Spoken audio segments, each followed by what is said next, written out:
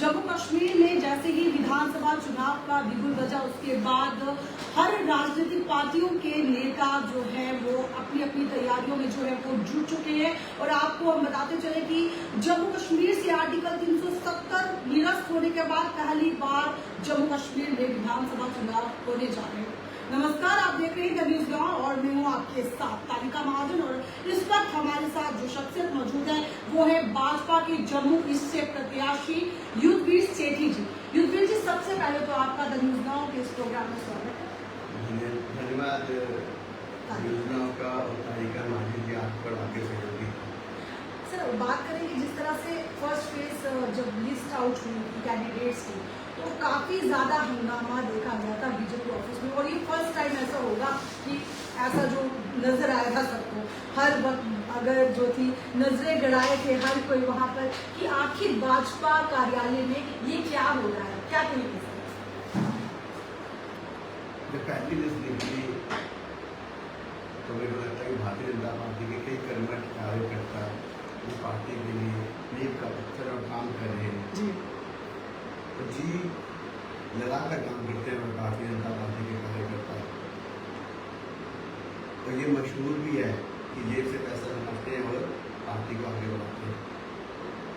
अपने कार्यकर्ता को सबको ये लगता है कि हमें मिल जाएगा, मैंडेट एक को मिलता है। जब मैंडेट एक को मिला तो बाकी को दिल में थोड़ा सा तो बोझ था जी।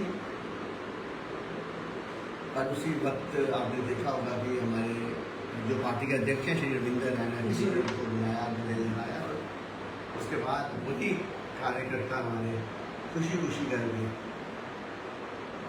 भारतीय जनता पार्टी के कार्यकर्ता जानते हैं कि 70 सालों के अंदर कार्यकर्ताओं और लोगों ने यहाँ कितनी कुर्बानी दी है। तो इसलिए निश्चित है कि एकजुट होकर, अब आप देखें चुनाव में सब कार्यकर्ता लग चुके हैं और एकजुट होकर भारतीय जनता पार्टी किस प्रकार से जीते और भारतीय जनता पार्टी किस प्रकार से सरकार बने, यही सोच लेके चल रहे हैं। उनको पता है कि जिन्होंने शहादत दी है यही सच्ची श्रद्धांजलि उनके लिए। जी सर, 35 साल हो गए आपको पार्टी की सेवा करते हुए। अब आप जो है एमएलए के इलेक्शन कंटेस्ट कर रहे हैं, पार्टी ने आप पर जो भरोसा आप पर किया है, क्या कहेंगे आप कि जिस तरह से आप पार्टी की उम्मीदों पर खरा उतरेंगे? क्योंकि 35 साल का एक छोटा पीरियड नहीं होता, it's a very long period. तो 35 साल से आप जो पार्टी की खिदमत में लगे, 35 साल के अंदर कई बार राजनीतिक उतार चढ़ाव दिया है मेरे जीवन के अंदर। ना मैं डगमगाया, ना मैं पीछे हटा, ना मैं संगठन की सेवा कार्य में कहीं कमी छोड़ी। हर उतार के बाद चढ़ाव की इच्छा करते हुए मैंने उससे बढ़कर काम किया। मैं संगठन का धन्यवाद करता हूं कि उन्होंने मेरे को इस पर मैंडेट दिया और जो सेवक की तरह मैंने संगठन का और लोगों का काम किया मैं इसके बाद भी बढ़ चढ़ कर उनकी सेवा करूंगा, संगठन को मजबूत भी करूंगा। और जो हमारे यशस्वी प्रधानमंत्री जी की जो स्कीम है वो धरातल पे लाऊंगा। गुड गवर्नेंस और डेवलपमेंट, राष्ट्रवाद को मजबूत करना, ये सब मेरे अग्रणी कार्य होंगे। भाजपा के कई वरिष्ठ नेता जो हैं उन्होंने पार्टी का जिस तरह से काफी सालों से दामन थामा था, लेकिन सडनली जब उनका कैंडिडेट लिस्ट में नाम नहीं आता है तो वो रिजाइन कर देते हैं। तो आपको ऐसा नहीं लग रहा है कि एक बच्चे को ज्यादा खाना दे दिया, दूसरे बच्चे को पूछा नहीं है, या फिर भाजपा जो थी वो ये चाहती थी कि हम नए चेहरे जो है वो मैदान में उतारें? पेशेंस चाहिए इस पार्टी को। पेशेंस सबसे बड़ा एक हथियार है कार्यकर्ता के लिए। आपको याद होगा पिछली बार भी 2016 के अंदर यही स्थिति मेरी भी थी। ना तो मैंने कोई पार्टी के खिलाफ बोला, ना ही हम लोग कहीं पे ऐसे प्रदर्शन में शामिल हुए। और 4 बजे मैं घर में प्रेस कॉन्फ्रेंस करके बोल दिया था कि मेरे को दो पार्टी ने फैसला लिया है, वही फैसला मेरे को मंजूर है, मैं इस समय से लेकर पार्टी ने मेरा और प्रिया का काम देखा हुआ था। और पहली सरकार बनते उसी पार्टी ने मेरे को इतना बड़ा तोहफा दिया प्रिया जी को, MLA नॉमिनेट करके मंत्री बनाया। तब से आज तक प्रिया जी अपना काम करते रहे, मैं अपना काम पार्टी को बनाने के लिए करता रहा। यहाँ भी पार्टी ने मेरे को साथ दिया, चाहे वो बड़ी बड़ी मोदी जी की रैलियाँ थी, चाहे उन्होंने लद्दाख के अंदर खड़ा किया मेरे को, चाहे कठुआ के अंदर ऐसे प्रभारी खड़ा करके PDC की 13 सीटें जीत के उनकी झोली में डाली मैंने। 2014 से कितनी मोदी जी अमित शाह की रैली में सबका प्रभारी बनने के नाते हर रैली को कामयाब किया। संगठन में विश्वास करना और थोड़ा किस्मत पे विश्वास करना। जब सरकार बनती है या जब संगठन के पास खाली MLA के अलावा भी बड़ा कुछ है, तो मैं यही कहना चाहता हूँ सभी उन कार्यकर्ताओं से जो निराश हैं।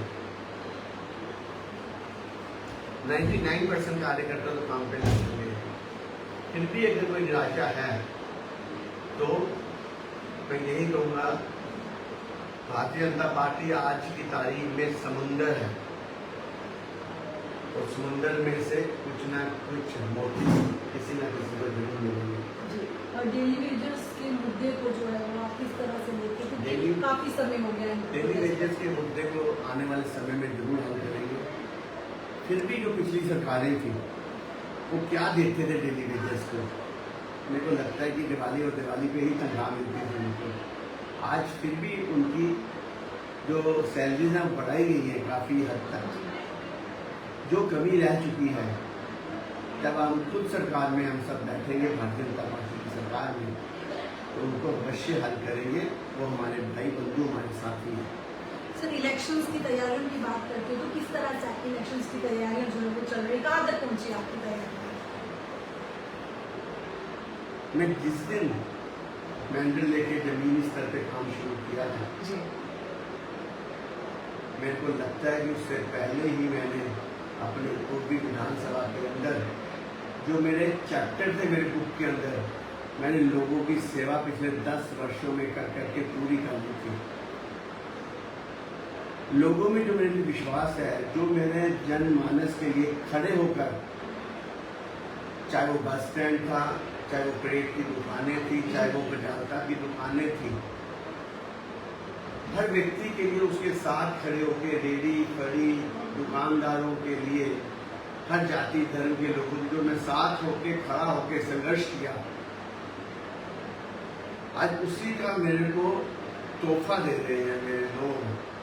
जहाँ भी जाता हूँ हृदय से, दिल से उनके चेहरे, उनकी आंखें बोलते हैं मेरा वो स्वागत कर रहा है। और सब सेवक बन के जो मैंने कार्य पिछली सालों में 35 साल वर्षों में किए हैं, मैं आपके मीडिया के माध्यम से कहता हूँ ऐसे ही कार्य में आगे भी उनके करता रहूँगा। भारतीय जनता पार्टी की अगर बात करें तो जम्मू कश्मीर में जिस तरह से भी विधानसभा चुनाव होने जा रहे हैं, तो जो आम जनता है उनका विश्वास जो है भारतीय जनता पार्टी में थोड़ा सा कहीं ना कहीं डगमगा गया है, शायद आप भी जानते हैं। उनके लिए आपका क्या मैसेज मिलेगा उन लोगों के लिए? भारतीय जनता पार्टी से जम्मू के लोगों का विश्वास कभी भी ना डगमगाया है ना डगमगाएगा। मैं जम्मू के डोगरों को कहना चाहता हूँ, चाहे वो हिंदू है, मुस्लिम है, सिख है, ईसाई है, आज से 370 हटने से पहले हर डोगरा यही समझता था कि जो हाल कश्मीरी हुक्मरान ने, उनकी परिवारवाद की नीति ने, आतंकवाद की नीति ने और अलगाववाद की नीति ने जिस प्रकार से कश्मीरी पंडितों को वहां से निकाला, वही हाल हमारा भी 10, 15, 20 सालों में हो जाएगा। साइकोलॉजिकल यहाँ का डोगरा दुखी था दिल के अंदर, उनकी जो स्वाभिमान की लड़ाई थी वो कहीं कम पड़ रही थी। पर अब 370 के बाद हर डोगरा कहता है जम्मू कश्मीर हमारा है, हमारा रहेगा और हम इसके निवासी हैं। महाराजा हरि सिंह जिन्होंने इसका विलय हिंदुस्तान के साथ कराया, उस वक्त उनकी अगर पहली छुट्टी महाराजा जी के जन्मदिन पे की और दूसरी छुट्टी क्या उन्होंने विलय किया, 2-2 छुट्टी करने वाली भारतीय जनता पार्टी की। महाराजा हरि सिंह का स्टैचू लगाने वाले पहले हमारे मेयर देवेंद्र गुप्ता जी थे। लोग समझते हैं स्वाभिमान की तरह, लोग समझते हैं घर के अंदर भी 2 भाइयों में मन मुटाव हो सकता है, पर जब किसी विशेष कार्य घर में करना हो आयोजित, तो सब भाई फिर इकट्ठे हो जाते हैं।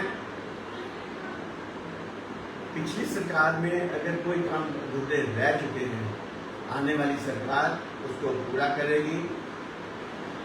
डोगरों के साथ इंसाफ होगा, ताकि जम्मू के अंदर कांग्रेस अपना चश्मा उतार दे। पता नहीं कौन सा चश्मा पहना उनको, जो डेवलपमेंट हुई यहाँ पे।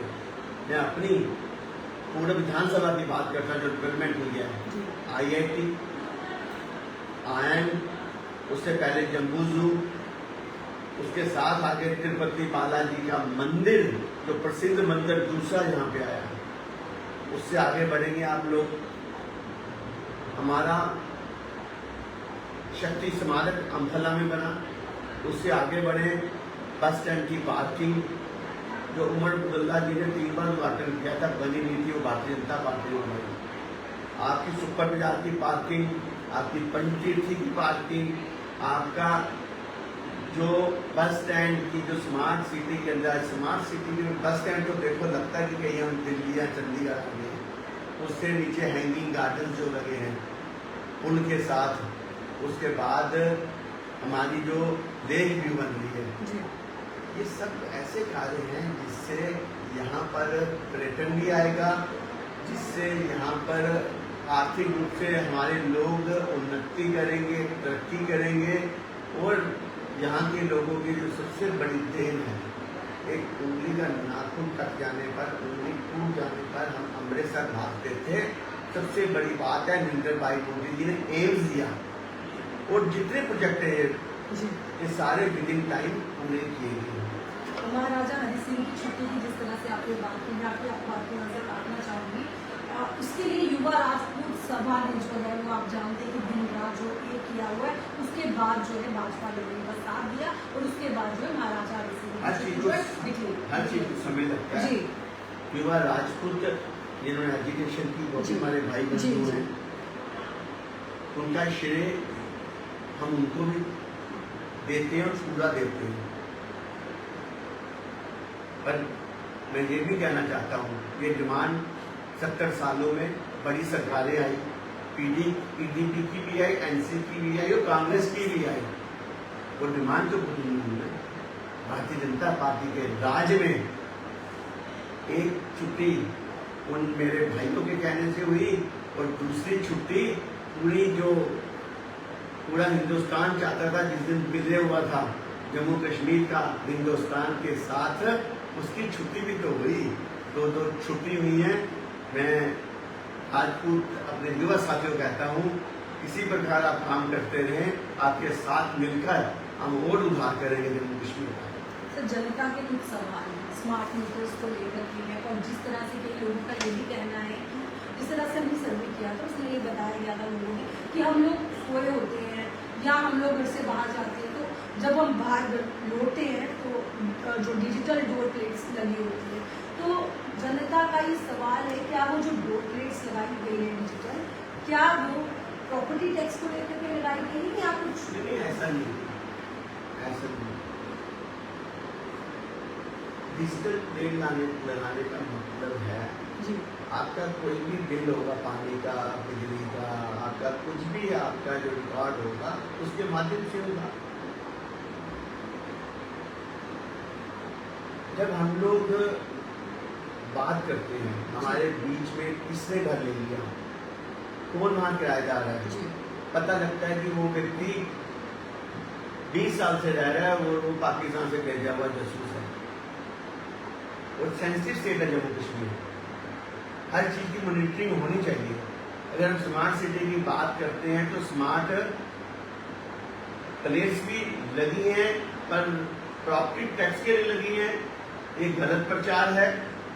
पहले भी कॉरपोरेशन के अंदर हमारे मेयर थे, हमारी सरकार थी, वहाँ पे इस बिल को उन्होंने हाउस के अंदर फेल करके भेज दिया हुआ है, तो इसकी चर्चा थी करनी नहीं चाहिए। जम्मू कश्मीर की जनता के लिए क्या मैसेज रहेगा आपका? मैं जम्मू कश्मीर की चर्चा जनता को एक ही बात कहना चाहता हूँ, जी। चाहे जम्मू कश्मीर के अंदर युवा है, महिला है, किसान है, सैनिक है, चाहे किसी जाति वर्ग का, चाहे किसी धर्म का व्यक्ति है, 70 साल आपने देख लिया और 70 साल के अंदर आपने देखा कि युवाओं के हाथ में पत्थर, आपने देखा कि फौजियों का अपमान, आपने देखा कि अलगाववाद और आतंकवाद का नंगा नाच, आपने देखा यहाँ पर जम्मू कश्मीर के अंदर चंद परिवार फले फूले, बाकियों से सारा भेदभाव, और 370 के बाद जब से नरेंद्र मोदी जी आए हैं, डेवलपमेंट के नए रिकॉर्ड हर एक नुक एंड कॉर्नर में पूरे, चाहे वो डोडा है, चाहे वो किश्तवाड़ है, चाहे वो पुंछ है, चाहे वो कश्मीर का कोई बारामूला है, बटवानू है, चाहे वो जम्मू की सड़कें, हर एक नूक एंड कॉर्नर में सड़क पहुंचना, हर एक नूक एंड कॉर्नर में पानी का पहुंचाना, हर एक नूक एंड कॉर्नर में जहाँ पे 70 सालों में बिजली नहीं थी वहाँ बिजली का पहुंचाना, और साथ साथ में सबसे बड़ा विश्वास लोगों को देना कि वो यहाँ पे अब सेफ हैं, उनके बॉर्डर सेफ हैं। आज गोलाबारी बंद हो चुकी है, आज आतंकवाद शून्य में है, और यहाँ पे ये जब सब चीजें खत्म हो और वही डेवलपमेंट होती है, शांति के साथ डेवलपमेंट बढ़ती है। इसलिए मैं आपसे निवेदन करता हूँ, लोग जिन्होंने इस देश को लूटा, इस प्रदेश को लूटा, आज भी वो 370 हटाने की जब बात करते हैं, इसका मतलब वो दोबारा आतंकवाद लाना चाहते हैं, दोबारा परिवारवाद लाना चाहते हैं, दोबारा जम्मू कश्मीर के लोगों को लूटना चाहते हैं। इसलिए विश्वास करें सिर्फ नरेंद्र भाई मोदी के ऊपर और वोट कमल को डालकर भारतीय जनता पार्टी की सरकार बनाएं। आपकी सरकार, दोगलों की सरकार, आपकी सरकार, जम्मू कश्मीर प्रदेश की सरकार। बहुत बहुत शुक्रिया युद्धवीर जी, आपके अपना कीमती समय जो है वो आज का न्यूज़ नोट को दिया। तो ये थी हमारे साथ भाजपा के जम्मू ईस्ट के कैंडिडेट युद्धवीर सेठी जी, जिन्होंने हमारे सवालों का जवाब बड़ी बेबाकी से दिया। अगली बार फिर किसी नए गेस्ट के साथ आपके समक्ष फिर हाजिर होंगे। तब तक के लिए मुझे तारिका महाजन और साथ ही द न्यूज़ नाउ की हमारी पूरी टीम को दीजिए इजाजत। आप देखते रहिए न्यूज़ नाउ। नमस्कार।